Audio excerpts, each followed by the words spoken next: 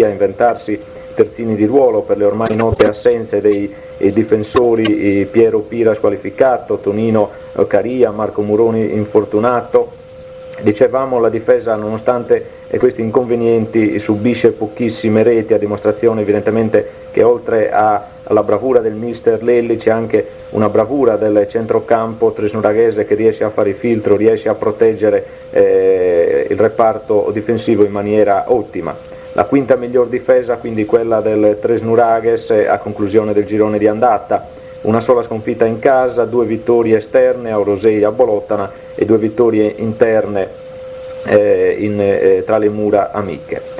Quindi questo è il tabellino di marcia del Tresnuraghes. Rispetto allo scorso anno la squadra indubbiamente alla conclusione del girone di andata ha palesato sensibili e profondi miglioramenti. Allora l'anno scorso il Tresnuraghes chiuse a quota 9, ultimo in classifica, quest'anno 5 punti in più in una posizione di classifica che ancora indubbiamente non è tranquilla, ma che consente al Tresnuraghes meno di affrontare le prossime gare con meno affanno.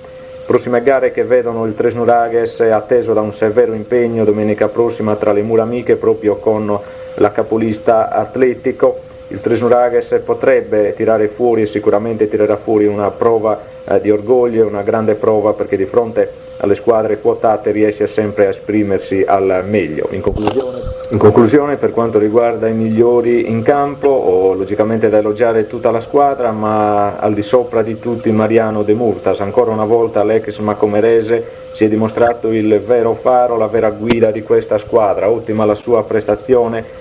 Ieri l'allenatore dei locali ha cambiato più volte la marcatura su di lui, non riuscendo evidentemente i suoi giocatori a contenerne i guizzi, a contenerne il dinamismo e il movimento. Ha svariato per tutti i 90 minuti da una fascia all'altra, proiettandosi in diverse azioni d'attacco, servendo palloni di appoggio, dimostrandosi insomma un giocatore di grande classe. Buona la prestazione anche di Luigi Secci, veramente ordinato nelle geometrie, pulito nei suoi passaggi, ha sbagliato pochissimo l'ex ozierese, determinando anche nei momenti di maggiore nervosismo un po' di coraggio nella sua squadra e soprattutto la necessaria calma.